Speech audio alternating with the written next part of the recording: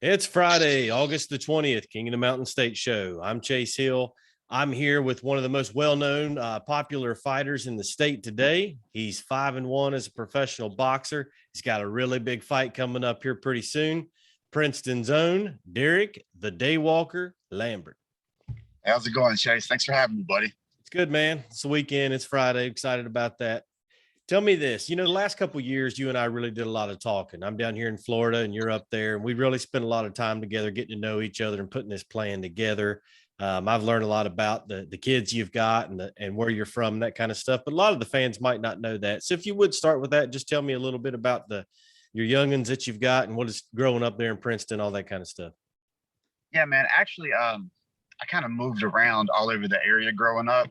But like Lashmead, Bluefield, Mayberry. But I definitely spent most of my time in Princeton, and it's where I opened up my gym, Advantage Martial Arts. Found a bunch of like-minded guys, and was able to really make a career out of this stuff. I was fortunate. I'm outside of that, man. I'm a coach. I'm a dad. Most of the time, those are the same thing. Yeah, but that's pretty much me, man.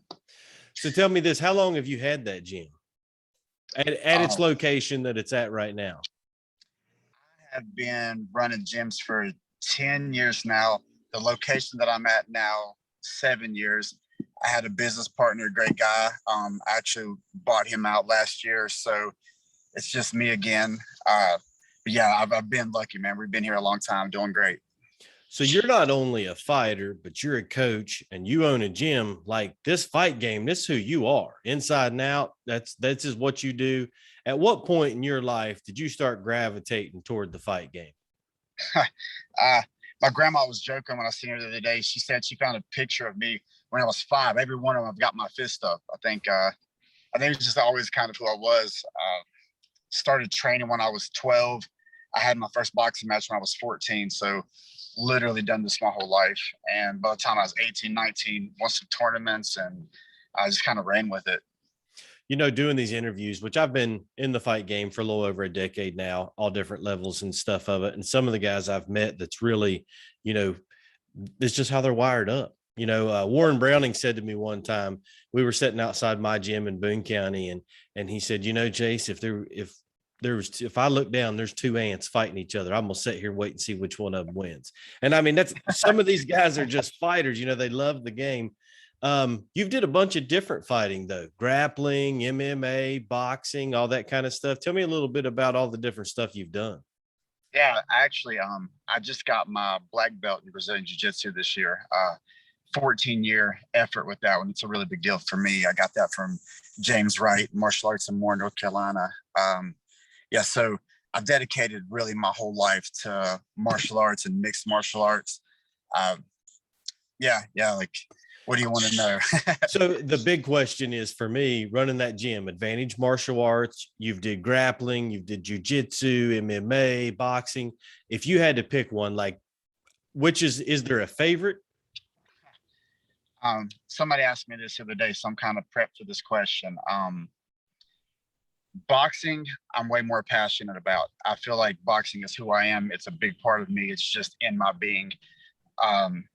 If I wanted to figure out who was tougher between myself and pretty much anybody who's the better fighter, like I would have to say that's MMA.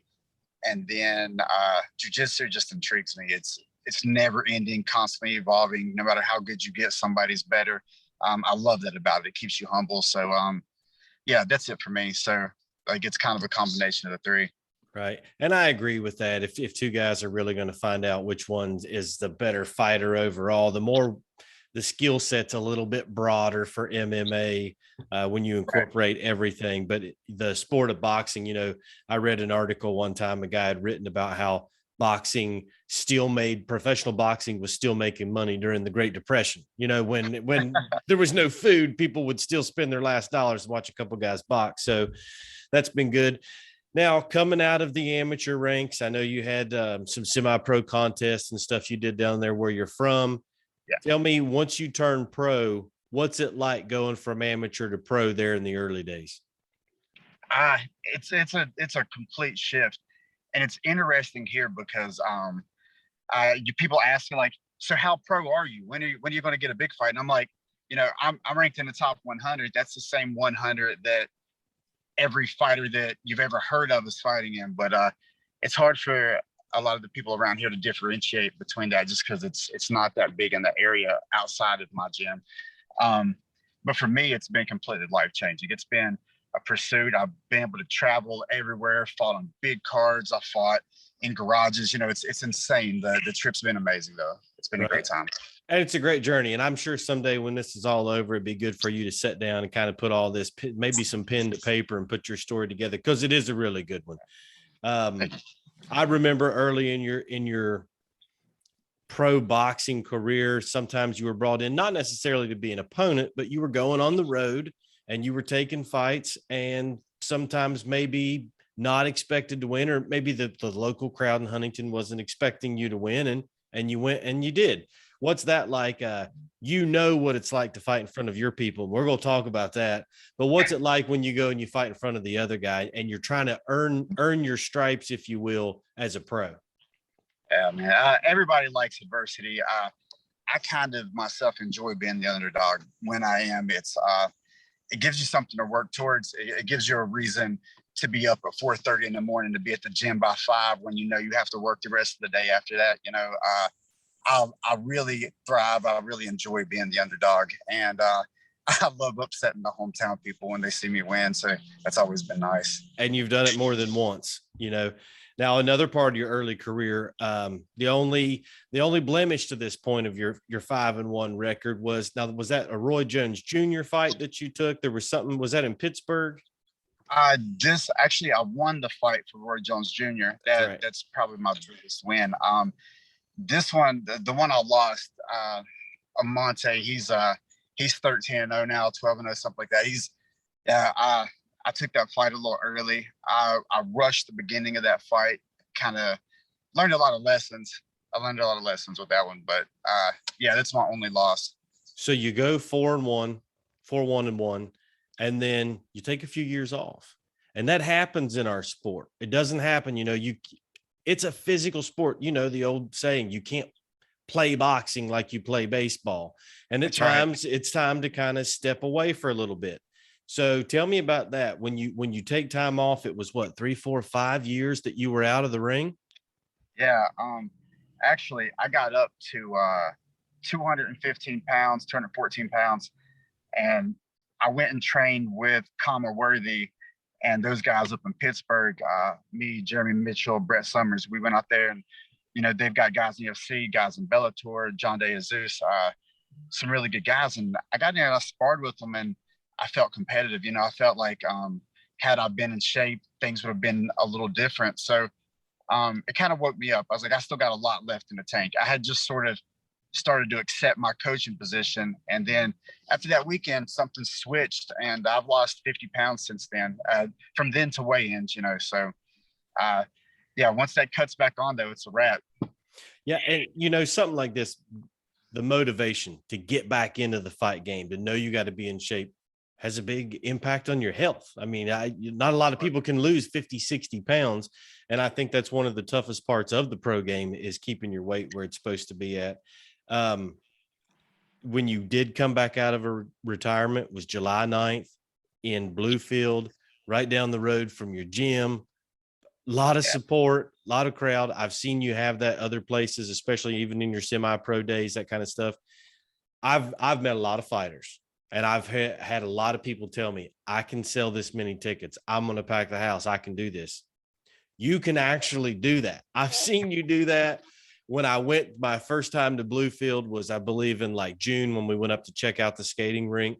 And just for my own, to feel comfortable, every gas station, every restaurant I went to, I said, hey, I'm putting a boxing event on here in a month. Derick Lambert, and every one of them. Oh, you mean Red? Like, yeah, everybody in the town knew you. What's that like, getting that much support from where you're from?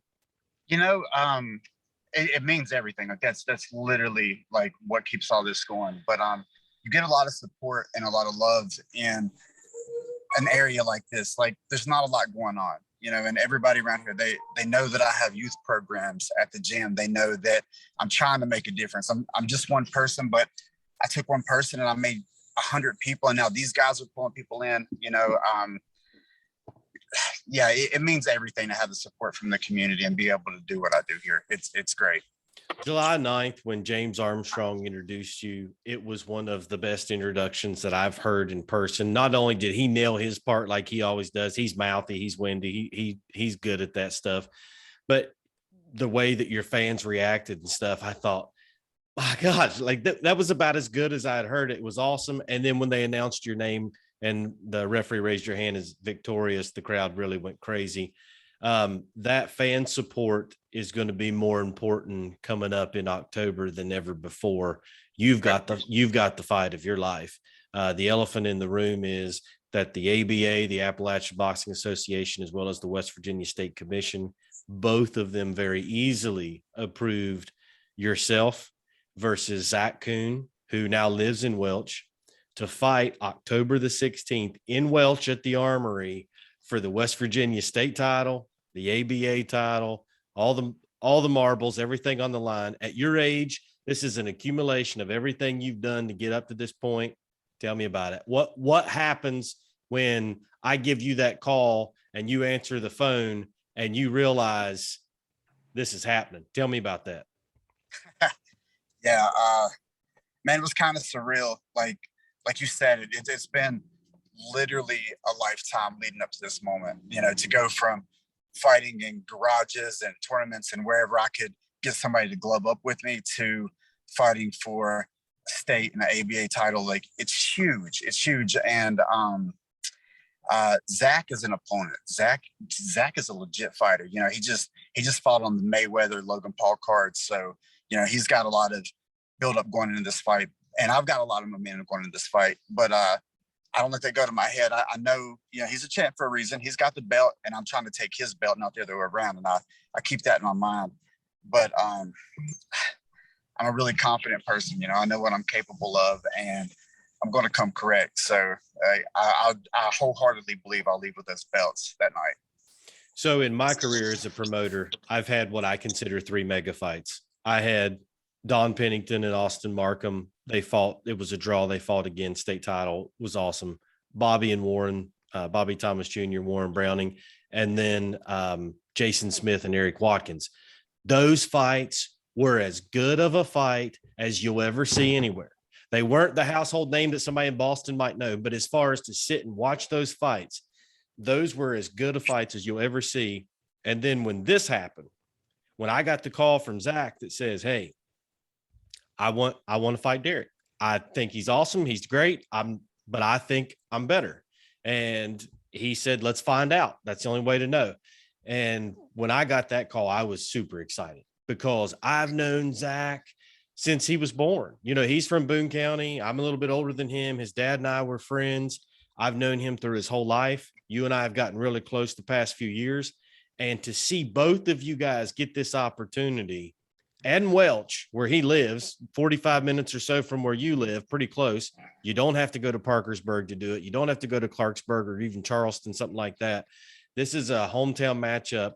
What kind of environment are we going to see at the Welch Armory October 16th? It's going to be insane. Everybody that I know, a lot of people that I've never met in person, everybody's going to be at this show. All of his people's going to be there. And the excitement comes from neither one of us, like we both want this fight. This is the fight. This is the fight. This is what decides it for the state. We both want this fight. And I think that brings an element that most fights don't.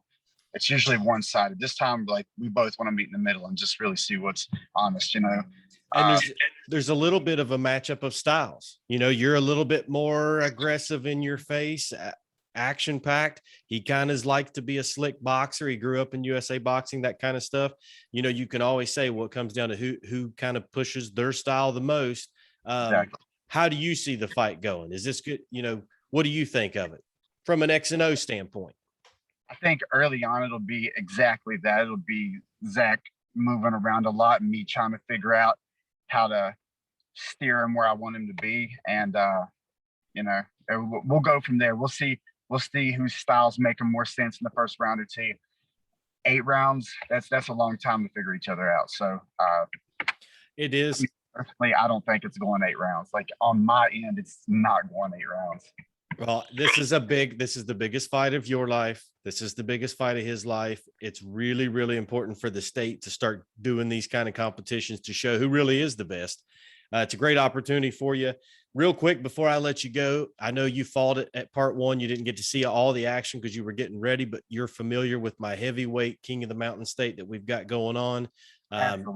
You also saw Bobby Freshness, friend of yours, get to compete there. He's now dropping down. What do you think? You got any predictions for round two? We're coming up 8 days away in Huntington at the Mountain Health Arena. What do you think? You see anything you want to point out about that? Bobby Freshness, Ladre Stillworth in the championship. That's my early game prediction. I'm biased. They're both going to be here for training later. Actually, Ladre trains with Zach and me, so he's kind of in an awkward situation right now. But yeah, Bobby's really good. I've watched Bobby grow over the last couple of years. I think he's going to make a strong pro once he makes a switch. Also, I do too. What about the heavyweights? You got anybody in that? I don't have my pick, and the main reason is because anybody that's left in that tournament can put the other one to sleep with one shot. It's just who lands the shot. Yep. You're right about that. I jokingly say don't go get popcorn when the fight's getting ready to start, because with these heavyweights, we saw it in round one with the heavyweights. One guy can be winning the whole fight and it takes one punch, boom, lights out. Okay, well, man, I'm going to have you on here regular. We're going to be talking more and more and stuff over the next few weeks leading up to the big mega fight, October 16th. But I've got one here in 8 days. Tickets are on sale. It's in Huntington, August the 28th, King of the Mountain State, round 2 for the heavyweights. We're introducing the light heavyweights. We will be streaming it live online pay-per-view at combatsportsnow.com. As we get closer to the event, I'll be posting some of those links on our Facebook page for the fans. Like and subscribe with us. Try to stay with us on our YouTube channel. We're going to be bringing you a lot of behind the scenes stuff. I know you're sitting outside the gym anxious to get in there now, so I won't take you any longer. Always good talking to you. We've got a great thing we're building. The next time we sit down and talk, we'll give them a little bit of the story about how we ended up getting both of us coming out of our retirements and doing this thing together. So thanks for taking time, man. I appreciate you, and I'll probably see you here in about a week or so. Thank you so much, Chase. Thanks for having me, man. Appreciate it. All right. I'll see you soon. Sir.